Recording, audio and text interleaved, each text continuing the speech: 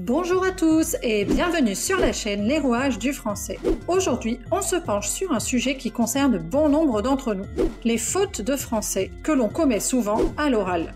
Nous les faisons régulièrement, sans même nous en rendre compte, car nous les avons entendues maintes fois. Dans cette vidéo, nous allons passer en revue les 10 fautes les plus fréquentes qu'il vaut mieux éviter de faire pour briller en société. Avant de plonger dans le vif du sujet, n'oubliez pas de vous abonner et d'activer les notifications pour ne rien manquer de nos prochaines vidéos dédiées à la langue française. C'est parti, commençons sans plus tarder. D'après vous, peut-on dire « j'amène un gâteau pour le dessert » ? Eh bien non. En vérité, le verbe « amener » ne s'emploie pas avec un objet. On l'utilise plutôt pour une personne. C'est pourquoi on dira « j'amène ma tante avec moi ». On préférera le verbe « apporter » pour un objet. Ainsi, on dira « j'apporte un gâteau pour le dessert ». Dans la phrase « le film était incroyable, voire même époustouflant », les adverbes « voire » et « même » ne doivent pas s'employer ensemble. En effet, ils forment un pléonasme, c'est-à-dire une répétition, puisque « voir » signifie déjà « et même ». C'est comme si vous répétiez 2 fois « même » dans votre phrase. Pour l'améliorer, il suffit donc de supprimer la redondance en enlevant « même ». On obtiendra ainsi une tournure sans répétition. Le film était incroyable, voire époustouflant. Qui n'utilise pas la locution « du coup » lorsqu'on raconte une série d'événements? Dans la phrase « j'ai raté mon bus ce matin, du coup j'ai dû prendre un taxi ». Peu de gens sont perturbés par son emploi qui paraît naturel car très utilisé dans le langage courant. Du coup peut s'employer, mais uniquement pour évoquer la conséquence brutale d'un événement. Par exemple, le pneu a crevé, du coup la voiture a dérapé. On pourrait le remplacer par aussitôt, qui évoque la rapidité de l'action. On ne peut donc pas employer du coup systématiquement dans n'importe quel contexte. Dans notre phrase de départ, il vaut mieux le remplacer car il n'a pas le sens de aussitôt. J'ai raté mon bus ce matin, de ce fait, j'ai dû prendre un taxi. L'expression en fait est aussi employée très fréquemment, mais souvent à tort. Dans la phrase « j'ai dit que j'allais au cinéma ce soir, en fait j'ai changé d'avis », il est mal employé, car normalement on ne l'utilise pas à la place de « mais ». En fait signifie réellement, vraiment ou contrairement aux apparences. Dans notre phrase, ce n'est pas le cas. Il valait mieux le remplacer par « mais » pour la rendre correcte.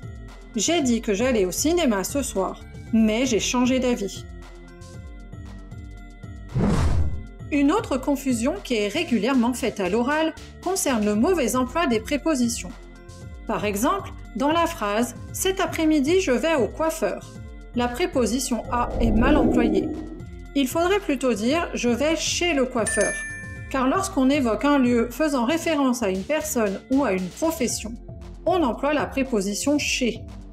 « À » s'utilise plutôt lorsqu'il s'agit d'un lieu qui n'évoque pas une personne. Par exemple, je vais à la bibliothèque.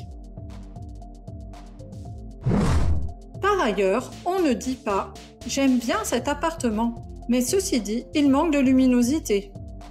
Ici, l'emploi de ceci est inexact, car soit il désigne une chose, soit il est employé pour annoncer ce qui va suivre. Dans notre phrase, au lieu d'annoncer ce qu'on va dire, on fait référence à ce qui a déjà été dit, c'est-à-dire le fait qu'on aime l'appartement. Dans ce cas, il faut employer « cela », qui lui reprend ce qui vient d'être dit. La phrase correcte sera donc « j'aime bien cet appartement, mais cela dit, il manque de luminosité ». Vous semble-t-il acceptable de dire « il a un bon métier, il fait maçon » ? Non, bien sûr. Le verbe faire est mal utilisé, car il ne peut pas s'employer pour remplacer être dans la phrase. Il conviendra plutôt de dire « il a un bon métier, il travaille comme maçon ». Attaquons-nous maintenant à une expression récurrente parmi la jeunesse, en mode. Par exemple, peut-on dire « elle s'est endormie en mode tortue retournée » ? Il s'agit là d'une tournure familière, qui indique la manière dont se fait une chose.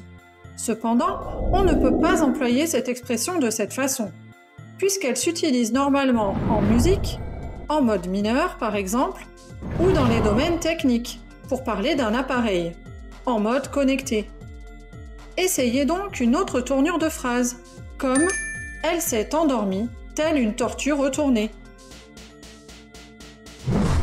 Passons à une expression très courante à l'oral dans notre quotidien. Dit-on « Au jour d'aujourd'hui, je me sens mieux dans ma peau ?» Faisons un peu d'étymologie pour comprendre pourquoi l'expression « au jour d'aujourd'hui » est fautive. Au Moyen-Âge, 8 désignait ce jour. Par conséquent, aujourd'hui signifie littéralement « au jour de ce jour ». Si vous ajoutez encore « au jour » devant, cela signifierait « au jour de ce jour ». Cela fait beaucoup de répétitions, non? Je vous propose donc d'aller au plus simple et de réécrire notre première phrase en supprimant tout simplement la répétition. Aujourd'hui, je me sens mieux dans ma peau. Enfin, l'une des fautes les plus courantes à l'oral est la suppression d'une partie de la négation dans les phrases négatives. Nous sommes souvent pressés d'exprimer nos idées, c'est pourquoi nous avons tendance à supprimer certains mots pour gagner du temps, comme le nœud de la négation. Ainsi, on ne dit pas « N'hésitez pas à utiliser la négation entière », mais plutôt « N'hésitez pas à utiliser la négation entière », car en français, la négation est le plus souvent composée de 2 mots, et il est important de prendre le temps de les dire pour bien s'exprimer. Voilà, vous avez maintenant toutes les clés en main pour éviter ces fautes courantes en français à l'oral. Rappelez-vous, personne n'est à l'abri de faire des erreurs, mais c'est en les reconnaissant et en travaillant à les corriger que l'on progresse. Si vous avez aimé cette vidéo et que vous souhaitez en voir plus sur la langue française, n'oubliez pas de nous laisser un pouce levé et de partager vos commentaires ci-dessous. Abonnez-vous également à notre chaîne pour ne pas manquer nos prochaines vidéos. Merci infiniment d'avoir été des nôtres aujourd'hui et à très bientôt.